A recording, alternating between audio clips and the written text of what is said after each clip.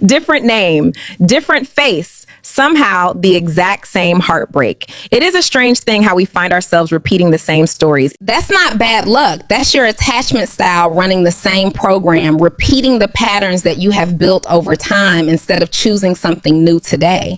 Your brain isn't looking for someone healthy. It's looking for someone familiar. And that is why you keep repeating these same patterns instead of finding true happiness. So if chaos feels like home, calm is going to feel boring, Sater, even when it's safe. It is an interesting perspective on how we perceive our own comfort zones.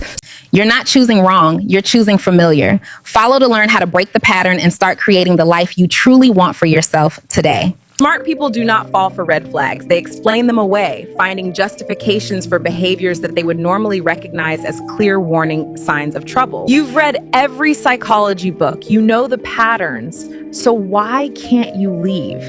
It is a complex question. Intelligence does not protect you from attachment. It just makes the excuses sound smarter, so we often find ourselves caught in patterns we think we can outsmart. You're not staying because you're weak. You're staying because you understand them better than they understand themselves. Yeah. It really takes a lot of strength to see people clearly like that. Yeah. And that understanding, that's the trap. Follow for the psychology no one talks about. If you want to learn more about how our minds truly operate daily. You keep giving more, hoping it'll finally be enough, but remember that your own well-being matters just as much as everything else you provide to others. Yeah. But you can't love someone into becoming capable of loving you. And that is a hard truth we must learn if we want to truly find peace. Capacity isn't something you can inspire in another person. It is a fundamental internal trait that one must cultivate independently through their own experiences and dedication over time. You will exhaust yourself trying to fill a cup that has no bottom. So learn when it is time to stop pouring and take care of your own needs instead. Stop auditioning for love. Start recognizing who is already able to give it to you, because you deserve to be with someone who sees your worth without any extra effort. You say you miss him, but be honest with yourself for a second. Is it truly the person that you miss, or is it just the memory of who he used to be? Yeah. Do you miss him, or do you miss who you were when he needed you? Mm-hmm. It is a question that many people struggle to answer honestly. Being needed feels like being loved. It is not the same thing. I have learned that true affection goes much deeper than just being useful to someone else. You can survive without being someone's emotional life support, because setting healthy boundaries is not only an act of self-care, but also a necessary step. Miss the person, not the role you played for him. It is important to remember that relationships are about the connection between two souls. At some point you felt it in your body, that deep sense of understanding that stays with you and guides you toward the path you are meant to follow. But you stayed because leaving felt scarier than staying. Yeah. That's not weakness. That's your nervous system choosing familiar over unknown. It is a natural response to change. Knowing and leaving are two completely different skills that we must learn to master in order to find our true path and create the life we deserve. Yeah. You're allowed to have known what you want in your life and still be learning how to go about achieving it, because growth is truly a lifelong process. She's not forgiving him because she's weak. It is actually a very deliberate choice that requires a great deal of emotional intelligence and strength to let go of such deep grievances. She's forgiving him because leaving means grieving who she thought he was.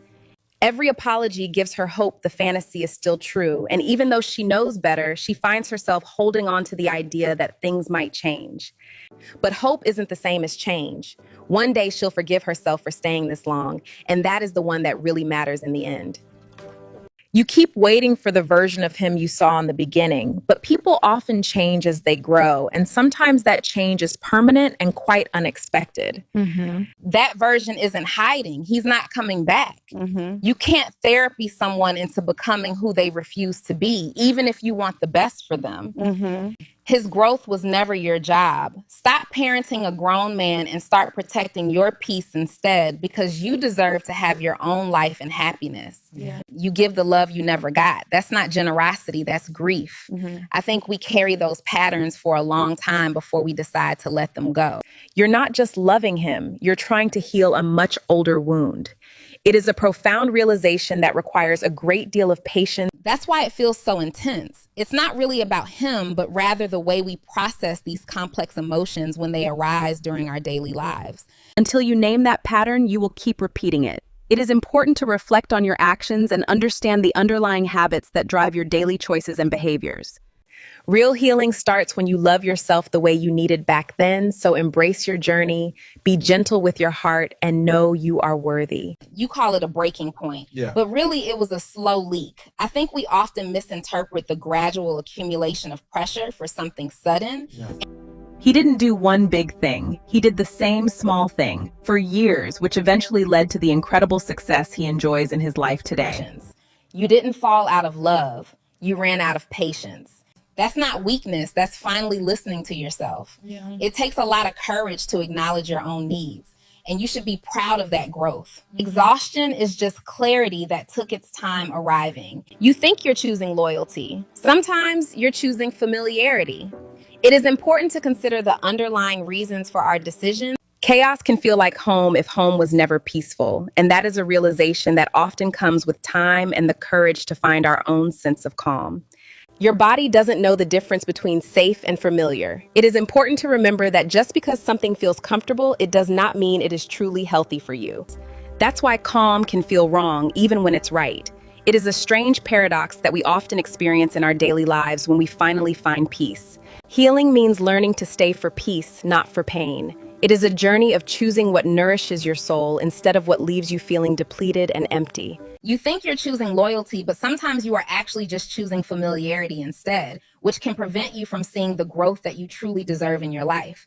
Chaos can feel like home if home was never peaceful. It is a strange realization that many of us carry, finding comfort in the noise of life. Your body doesn't know the difference between safe and familiar. It is important to recognize how our past experiences can shape our current choices. And that's why calm can feel wrong, even when it's right. It is a strange paradox we often face when things finally settle down and we find our peace.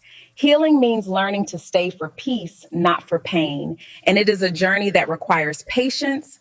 What looks like clinginess is often just old fear wearing a new face.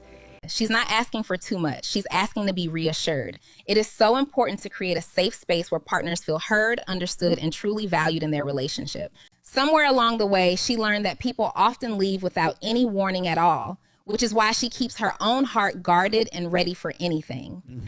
So she holds on tighter, hoping tighter means safer. Yeah. I completely understand that sentiment because it speaks to the universal human need.